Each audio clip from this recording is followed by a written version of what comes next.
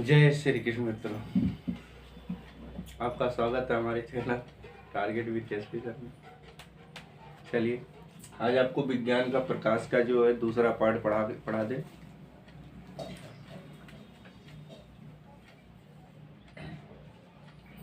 किसी माध्यम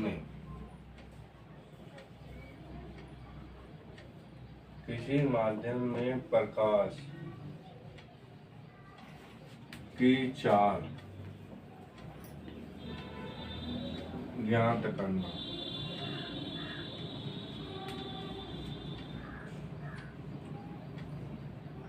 किसी माध्यम में प्रकाश की चाल, ठीक है, कैसे ज्ञात की जा सकती है? इसके लिए हमें तीन चीज जरूरत है। जैसे हमने बताया आपको अपवर्तनांक, निर्वात में प्रकाश की चाल और माध्यम में प्रकाश की चाल। तो देखिए सूत्र क्या है? अपवर्तनांक। जिस वस्तु में प्रकाश की चाल ज्ञात करना है उस वस्तु का अपवर्तनांक हमें ज्ञात करना है। और निर्वात में प्रकाश की चाल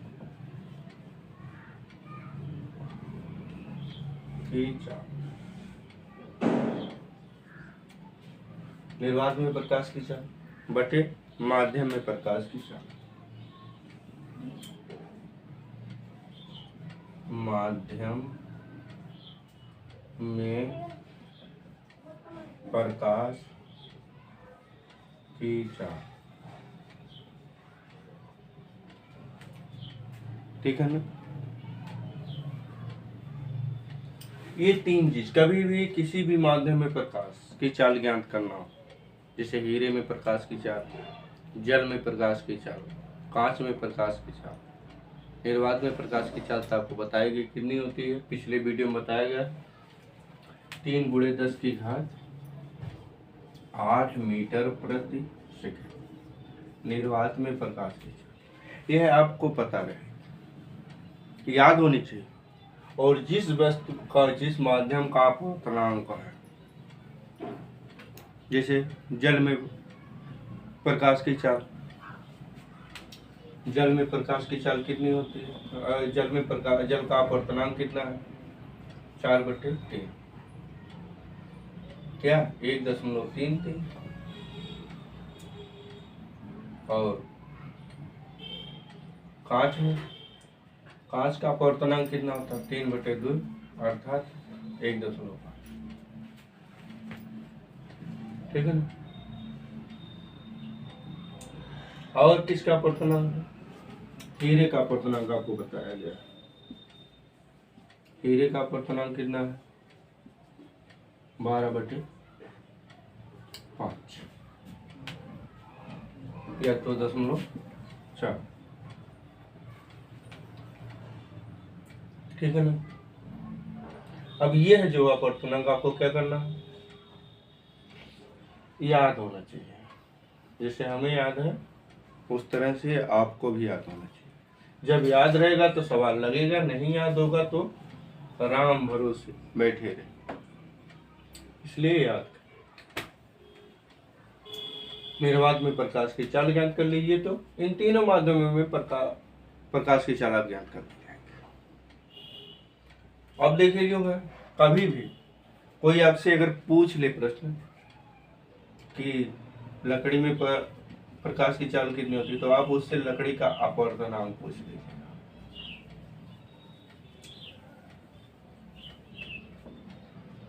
ठीक है, तो ये चीज है। और प्रश्न जब भी आएगा किसी एग्जाम में, जब आता है तो जो वह देता है वह देगा उसी माध्यम से। जैसे 4/3 दे जल का या 1.3 दे, इस हिसाब से आपको चाल ज्ञात करनी है। ठीक है ना? तो चले अब हम जल से ही शुरू कर लेते हैं। जल में प्रकाश की चाल कितनी होती है? ऐसे हम शॉर्ट में कैसे लिखते हैं? अपवर्तनांक n = c/v।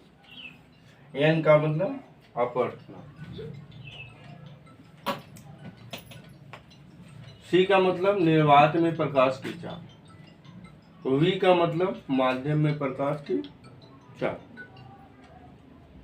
ठीक है ना।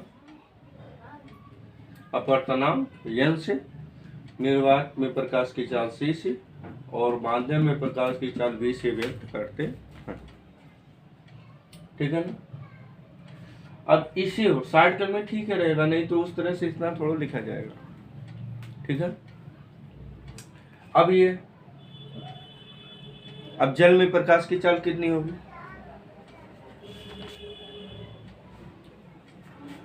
अब देखिए, जल में प्रकाश की चाल हो जाए, जल में प्रकाश की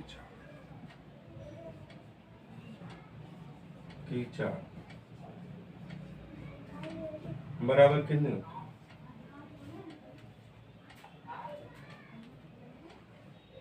जल में प्रकाश की चाल कितनी होती है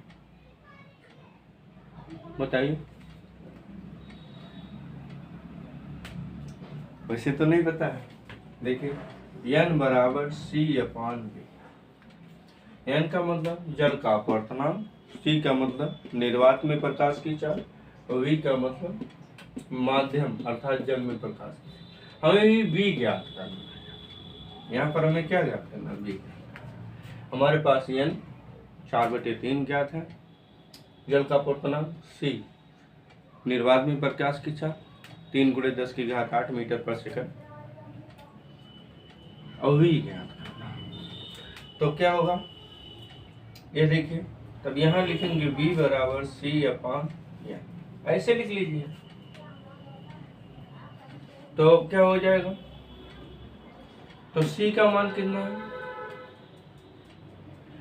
3 × 10⁸।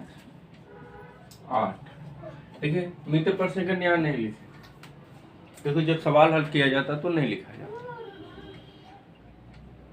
3 × 10⁸। n का मान कितना है? 4/। एक चीज याद रखिएगा, ये 10⁸ को में दशमलव करने का प्रयास ना करिएगा। तो क्या 3 कितना? 3/4/3 × 10⁸। अब क्या होगा?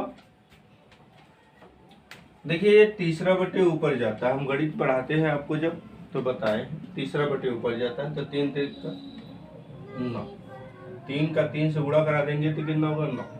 9/4 × 10⁸ मीटर पर सेकंड। अब 9/4 पे कहानी सिमट नहीं जाती। 9 को 4 से भाग दे दो, अलग दे लो। 9 को 4 से अगर भाग दोगे तो 9 में 4 से भाग दे दो, 4 दूना 8, 1 बच्चा, दशमलव लगाइए, 4 दूना 8, 2 बच्चा, 0 बढ़ाइए, 4 5 कैंसिल। तो आएगा कितना? यह तो ये है। वैसे तो ये सही है, लेकिन दशमलव में ये मिलेगा आपको परीक्षा। तो बराबर कितना आएगा? 2.25 × 10⁸ मीटर प्रति सेकंड। ठीक है ना। ये कंफर्म हो गया। जल में प्रकाश की चाल नोट कर लीजिए, फिर आगे बढ़े। ठीक है, नोट कर लीजिए तो आगे बढ़ाएं आगे।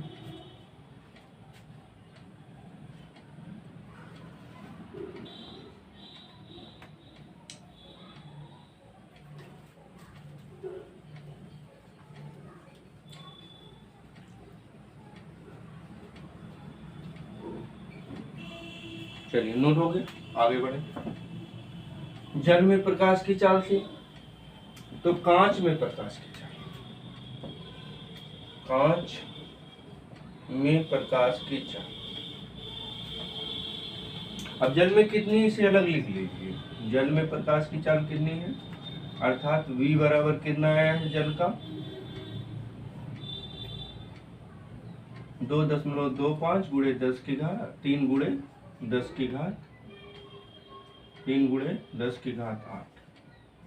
मीटर पर सेकंड। अभी जरूरत पड़ेगी बेटा, इसलिए लिख रहा हूं। कांच में प्रकाश की चाल कितनी होगी? तो V बराबर होगा क्या? C अपॉन C बराबर 3 गुणे 10 की घात 8। n का मान कितना है? n अपवर्तनांक है कांच का, इसका मान कितना होता है? 3/2। ठीक है। अब इसमें देखो आप 3/2, 3/3/2, ये तीसरा बटे ऊपर जाएगा, गुणे 10 की घात 8। 3 एक कम 3 हो जाएगा। अब हो गया 1 से 2 में गुणा करेंगे तो 2 ही आएगा। 2 गुणे 10 की घात 8 मीटर प्रति सेकंड। आगे तो कांच में प्रकाश की चाल कितनी है? 2 गुणे 10 की घात 8 मीटर प्रति सेकंड।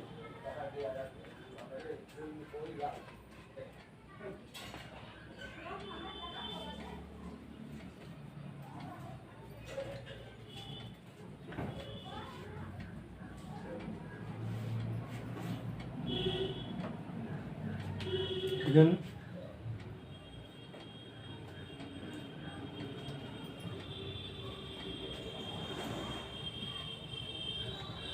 अब देखिए, नोट कर लीजिए तो फिर आगे ले चलें।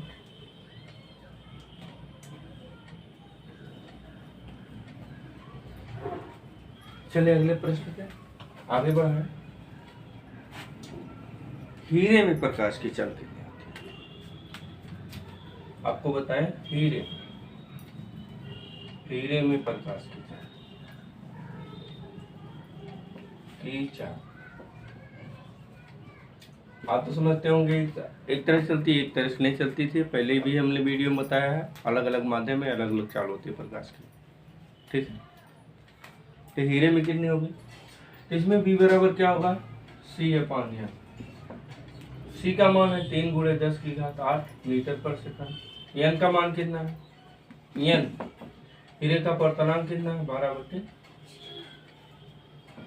अब ऐसे गुणा कर लो, इधर ले लो, 3/12 गुणे ऊपर जाएगा 5 गुणे 10 की घात 3 चौक 12, तो हो जाएगा कितना? 5/4 गुणे 10 की घात।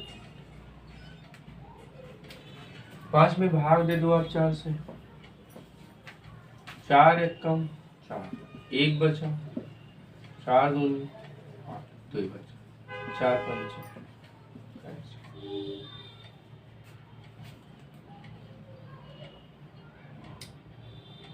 ठीक है। तो कितना हो जाएगा आपको? 1.25 गुणे 10 की घात 8 मीटर पर सेकंड।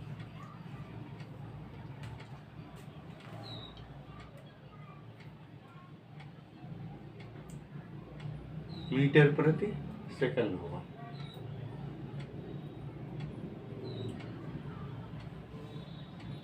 अभी हीरे का निकल गया, तो यहाँ हीरे का लिख लीजिए, बी हीरा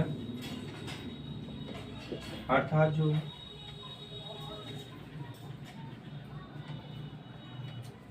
1.25 गुणे 10 की घात 8 मीटर प्रति। नोट कर लीजिए, फिर आगे बढ़ाएं।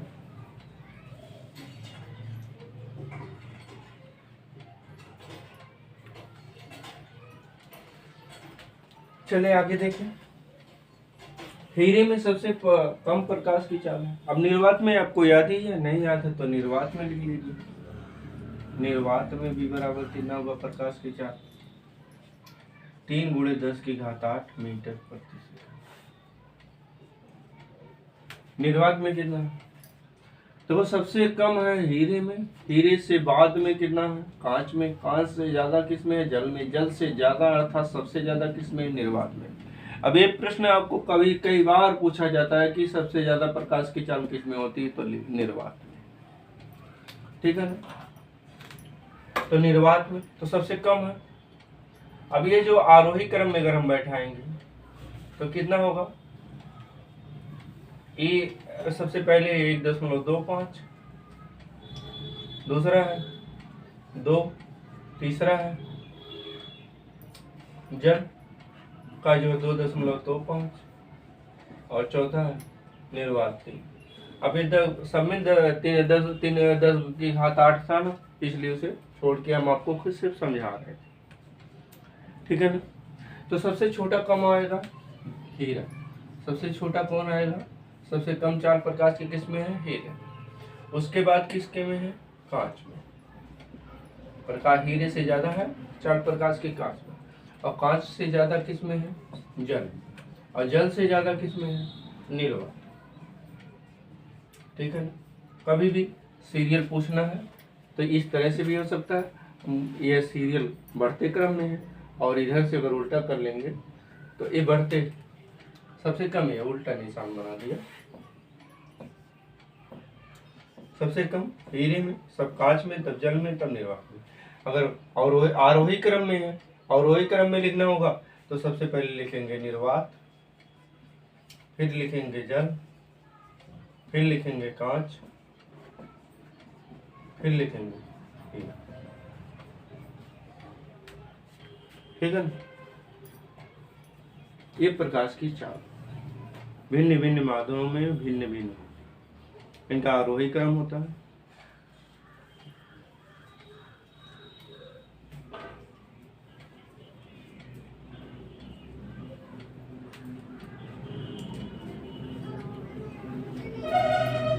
हो गया, चले आगे थोड़ा सा बढ़िए।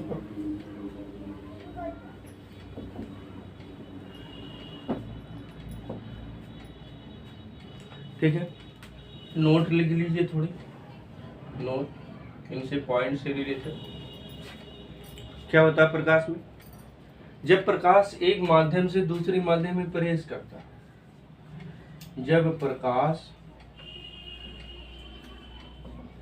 एक माध्यम से दूसरे माध्यम, ठीक है ना, जब प्रकाश एक माध्यम से दूसरे माध्यम में प्रवेश करता है, माध्यम में प्रवेश करता है,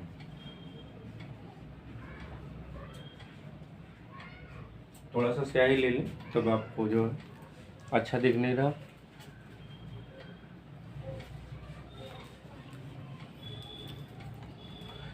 अब इंक पड़ जाएगी, सही दिखेगा, विजुअलिटी बढ़िया होगी।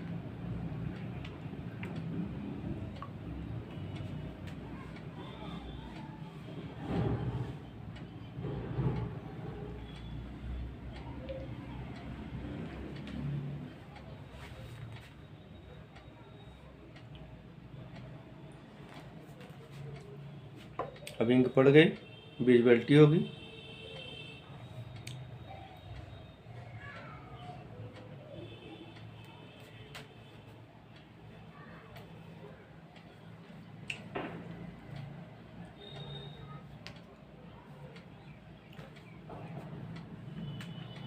ठीक है ना, जब प्रकाश एक माध्यम से दूसरे माध्यम में प्रवेश करता है तो क्या होता है, तो उसकी चाल, तरंग दैर्घ्य, तीव्रता, तो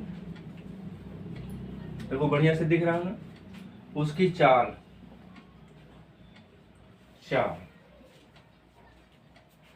तरंग दैर्घ्य,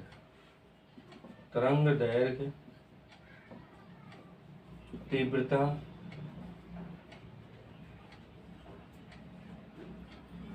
और कला,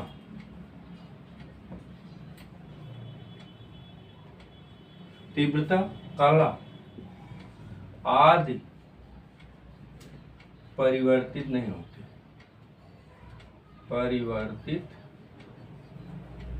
नहीं होती, ठीक है ना। अब ध्यान दीजिए, मेहनत करिए, यहीं पर आपको समझ में आ जाएगा। परिवर्तित नहीं होती या बदलती नहीं है, ठीक है ना। जब प्रकाश एक माध्यम से दूसरे माध्यम में प्रवेश करता है, किसी भी माध्यम से किसी माध्यम, और माध्यम कितने होते हैं, कितने होते हैं, 2, सघन और विरल, ठीक है ना। तो उसी प्रकार से जब प्रकाश एक माध्यम से दूसरे माध्यम में प्रवेश करता है तो उसकी चाल, तरंग दैर्घ्य, तीव्रता, कला आदि परिवर्तित नहीं होती है, परंतु ये जो है परिवर्तित हो जाती है, भूल गया, परिवर्तित हो जाती है, परंतु उसकी आवृत्ति नहीं बदलती, परंतु उसकी आवृत्ति नहीं बदलती।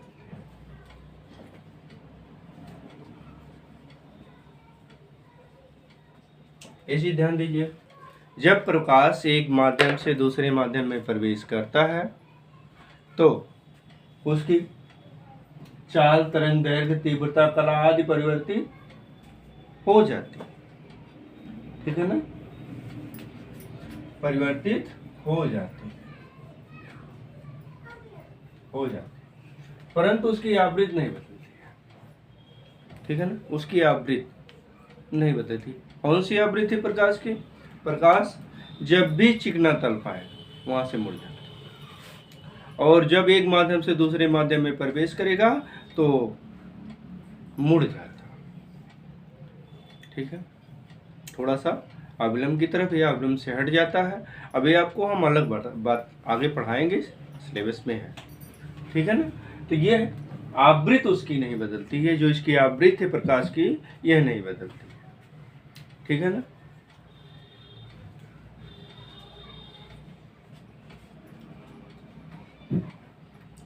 ठीक है ना, देख लीजिए,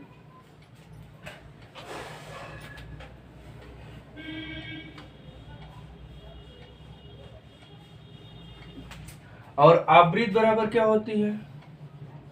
आवृत्ति बराबर क्या होती है? चाल बटे तरंग दैर्घ्य, चाल बटे तरंग दैर्घ्य। आवृत्ति बराबर चाल बटे तरंग दैर्घ्य, ठीक है। और तरंग दैर्घ्य का मान नियत होता है, तरंग दैर्घ्य का मान नियत होता है। कैसा होता है? नियत। फिर से देख लीजिए, जब प्रकाश एक माध्यम से दूसरे माध्यम में प्रवेश करता है तो उसकी चाल, तरंग दैर्घ्य, तीव्रता, कला आदि परिवर्तित हो जाती है, परंतु उसकी आवृत्ति नहीं परिवर्तित होती। आवृत्ति बराबर क्या होता है? चाल बटे तरंग दैर्घ्य, और तरंग दैर्घ्य का मान सदैव नियत रहता है, ठीक है ना। और इसे हम एन या लैम्डा से व्यक्त करते हैं। इसे हम किससे व्यक्त करते हैं? इसे हम एन अथवा लैम्डा, लैम्डा का मतलब उल्टा वाई बना दो, अंग्रेजी का वाई अक्षर उल्टा बना दो, इसे क्या कहते हैं? लैम्डा से व्यक्त करते हैं,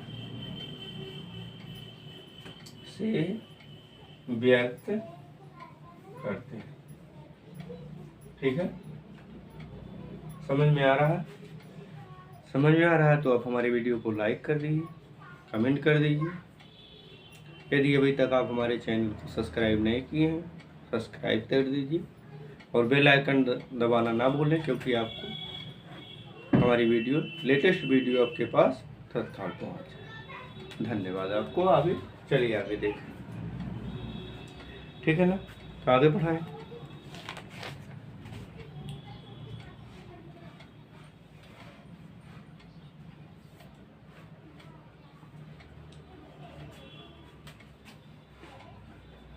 हो गया, चलें आगे देखें।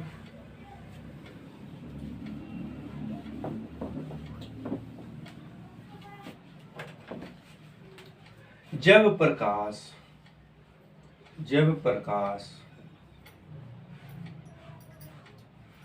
सघन माध्यम से विरल माध्यम में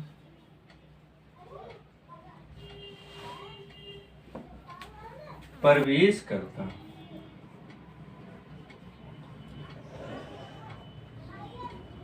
तो क्या होता है, उसकी चाल बढ़ जाती है।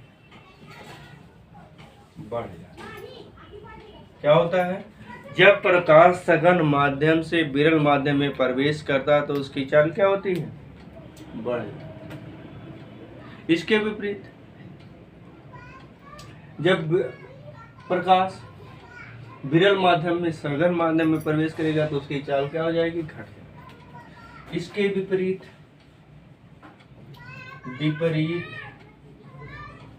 जब प्रकाश विरल माध्यम से सघन माध्यम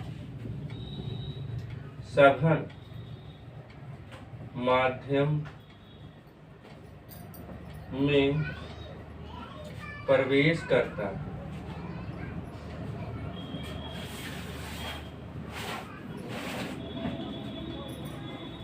तो उसकी चाल घट जाती है, तो उसकी चाल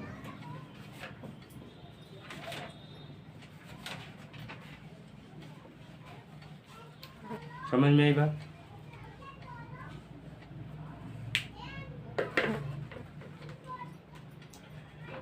समझ में आ रही है ना। जब प्रकाश सघन माध्यम से विरल माध्यम में प्रवेश करता है तो उसकी चाल बढ़ जाती है, और जब प्रकाश विरल माध्यम से सघन माध्यम में प्रवेश करता है इसके विपरीत क्या होता है, उसकी चाल घट। फिर से देख लीजिए, जब प्रकाश सघन माध्यम से विरल माध्यम में प्रवेश करता है तो उसकी चाल क्या होती है, बढ़ जाती है, और इसके विपरीत जब प्रकाश विरल माध्यम से सघन माध्यम में प्रवेश करता है तो उसकी चाल घट जाती है। क्यों? क्योंकि आप देखिए, अब भी अगर दौड़ते हो या किसी दौड़ते हुए व्यक्ति को देखो, मैदान में जब वो ग्राउंड जो बना होता है उस पर दौड़ता है तो देखिए कितनी चाल तेज होती है। उसे जुतवा दीजिए तब देखिए उसकी चाल क्या होगी, घट जाएगी, क्योंकि माध्यम अब सघन हो गया। इसके विपरीत आप दूसरा देख लीजिए, उसी पे पानी ग्राउंड पे भरवा दीजिए तब भी उसकी चाल क्या होगी, घट जाएगी, क्योंकि माध्यम सघन हो गया। या आप जो ग्राउंड में दौड़ रहा है उसे ले जाके रेत में दौड़ा दीजिए, क्या होगी, उसकी चाल घट जाएगी, क्योंकि रेत सघन माध्यम। अगर कोई जब वो रेत में दौड़ा रहे हो किसी को, इसके विपरीत देखो, अगर किसी को आप रेत में दौड़ा रहे हो उसे मैदान में ग्राउंड पे ले जाके दौड़ा दीजिए तो उसका क्या होगा, अब वह जो है तेज दौड़ेगा। क्यों? क्योंकि सघन माध्यम से विरल माध्यम जा रहा है। बात समझ में बढ़िया से आगे। चलिए ठीक है, यही चीज है आपको समझाना, ठीक है ना। देख लीजिए,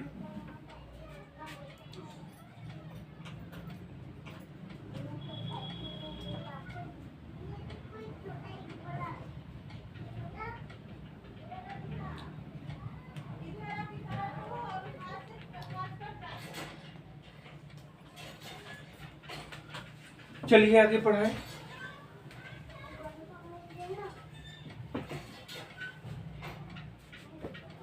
देखिए, क्रांतिक कोण क्या होता है, क्रांतिक कोण,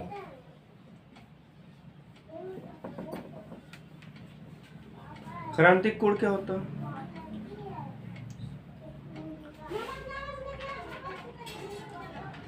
क्रांतिक कोण क्या होता है, बता सकते हैं, बताइए। सघन माध्यम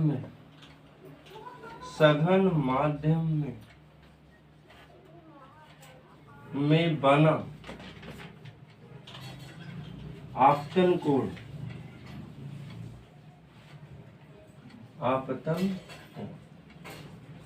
क्या कह रहे हैं, क्रांतिक कोण क्या होता है, सघन माध्यम में बना आपतन कोण,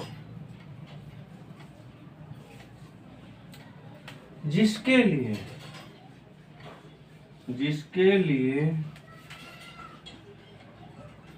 विरल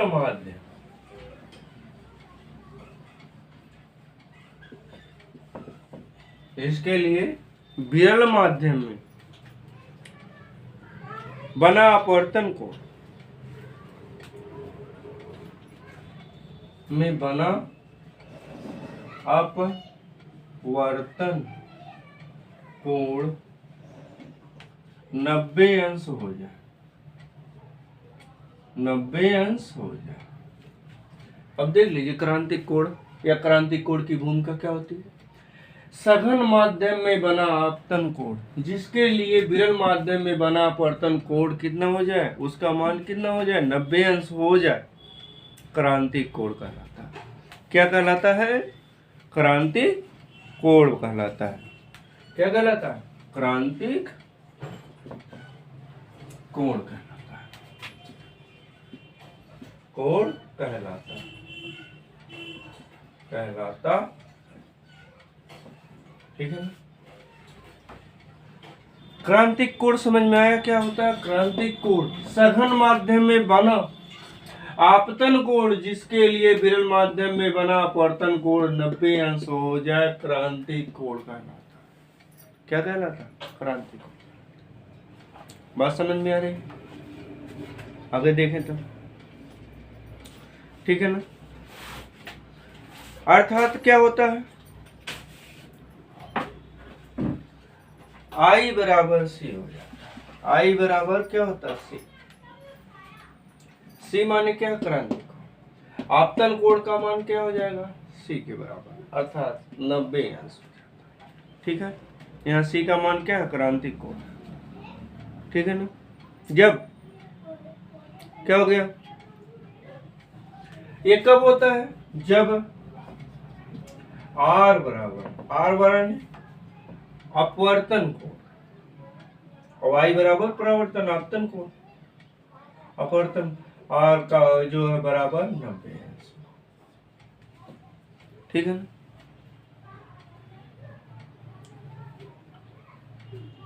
अर्थात आपतन कोण का मान क्रांतिक कोण के मान के बराबर हो जाता है। अर्थात क्या कह रहे हैं, आपतन कोण का मान, आपतन कोण का मान क्रांतिक कोण के मान के बराबर हो जाता है। क्रांतिक कोण के मान के बराबर। बात समझ में आ रही है। तो यह जो है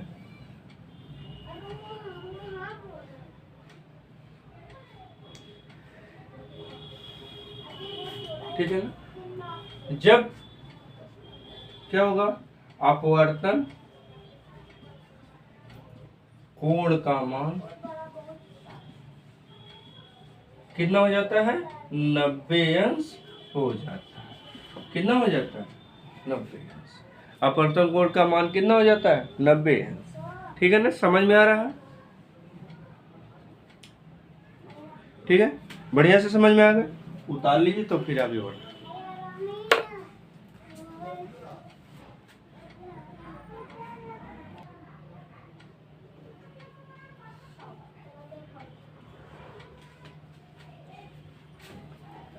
ठीक है ना, क्रांतिक कोण समझ में आ गया। चलिए आगे देखें।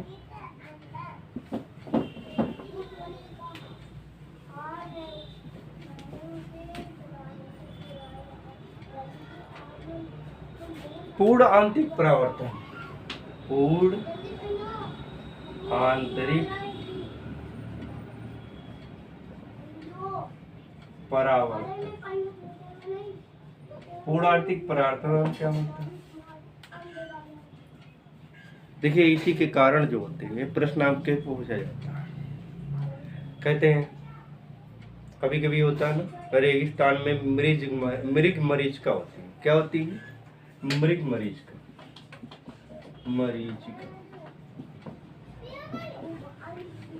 यह अर्थात जब रेगिस्तान में बालू ही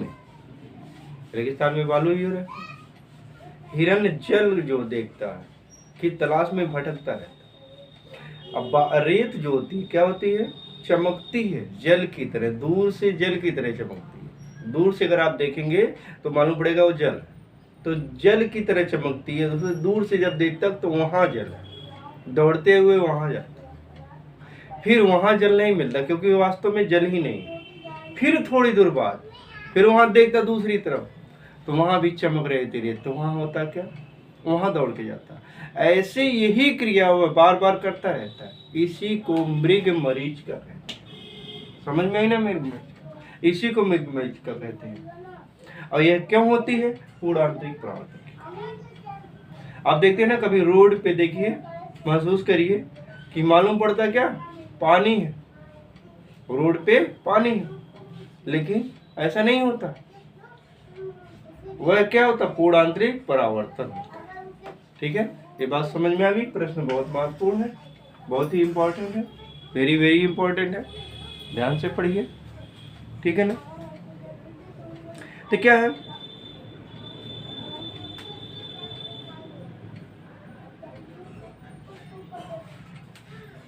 देखिए पूर्णांतरिक परावर्तन, यदि आपतन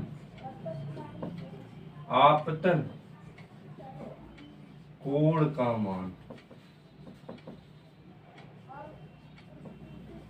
क्रांतिक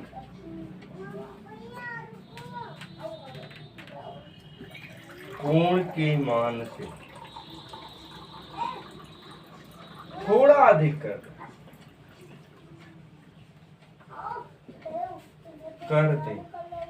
क्या कर दें, थोड़ा अधिक कर दें। ठीक है ना, यदि आपतन कोण का मान क्रांतिक कोण के मान से थोड़ा अधिक कर दें तो क्या होगा, क्या होगा। आप क्रांतिक कोण पढ़े थे, आपतन कोण का मान क्रांतिक कोण के मान के बराबर है, I बराबर C है। अगर ये आपतन कोण का मान क्रांतिक कोण के मान से थोड़ा अधिक कर दे तो क्या होगा, प्रकाश एक माध्यम से दूसरे माध्यम में प्रवेश ही नहीं कर पाएगा, और यही घटना क्या होगी, मृग मरीच का। ठीक है ना, तो क्या होता, थोड़ा अधिक कर दें तो क्या होगा, प्रकाश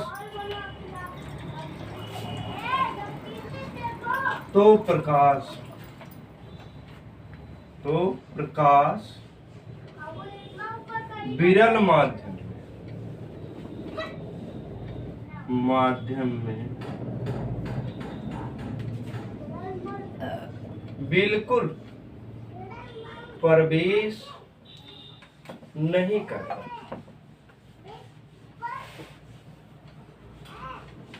ठीक है ना, यदि आपतन कोण का मान क्रांतिक कोण के मान से थोड़ा सा अधिक कर दे, अधिक हो जाएगा चाहे जितना, लेकिन थोड़ा सा ही अधिक आप कर दे तो क्या होगा, वह विरल माध्यम में, प्रकाश विरल माध्यम में प्रवेश ही नहीं कर पाता। ठीक है ना, तो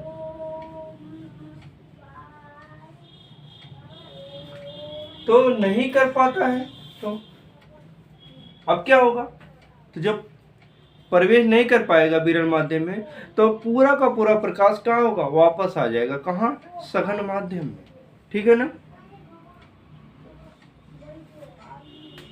तो बल्कि क्या होगा, बल्कि संपूर्ण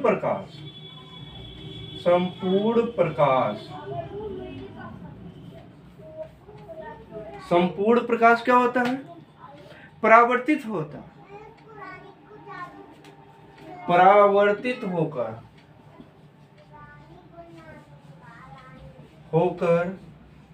सघन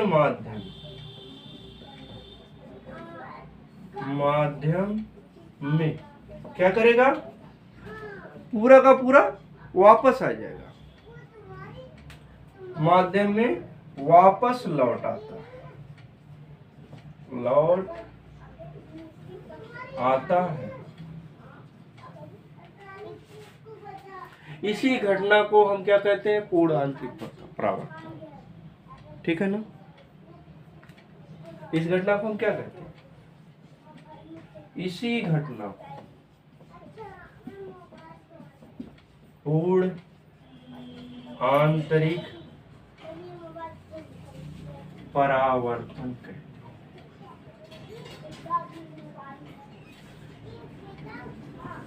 ठीक है, पूर्ण आंतरिक परावर्तन समझ में आया। तो ये मृग मरीचिका जो होती है, ये भी आपको बढ़िया से समझ में आ गई होगी कि मृग मरीचिका क्या होती है। ठीक है, क्यों होती है? पूर्णांतरिक परावर्तन के कारण। ठीक है, एक छोटे से प्रश्न का आंसर देने के लिए बड़ा सा नॉलेज रहेगा तो आप परीक्षा में कोई नहीं रोक सकता। और थोड़ा सा नॉलेज लेके जाएंगे बड़ी परीक्षा देने के लिए तो आप खुद समझ सकते हैं क्या होगा।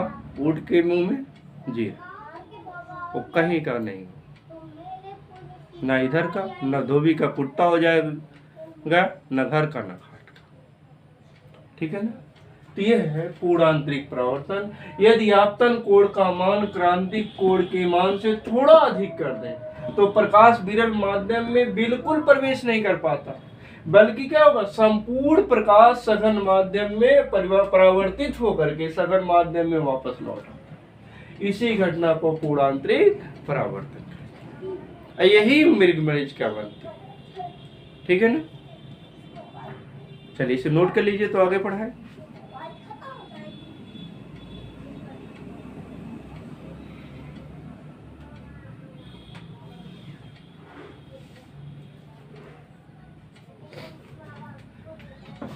नोट कर लीजिए, हो गया। चले आगे बढ़ाएं।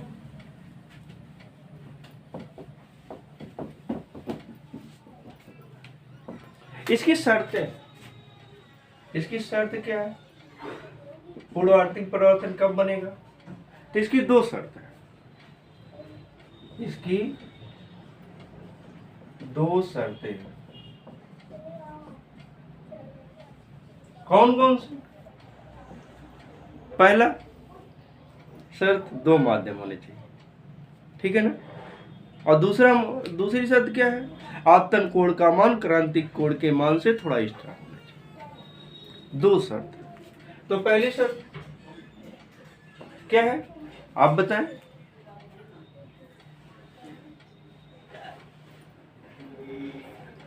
प्रकाश सघन माध्यम से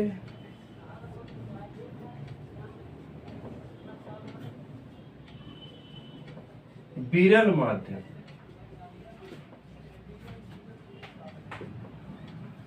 जाना चाहिए। क्या होना चाहिए? प्रकाश सघन माध्यम से विरल माध्यम में जाना चाहिए। पहली शर्त।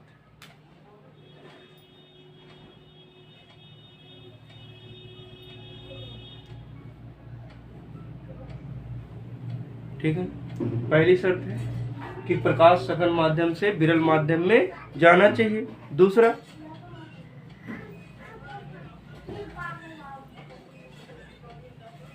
दूसरी शर्त क्या है?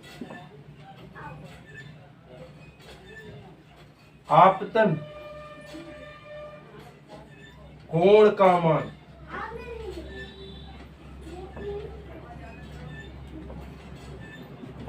क्रांतिक कोण के मान से अधिक होना चाहिए।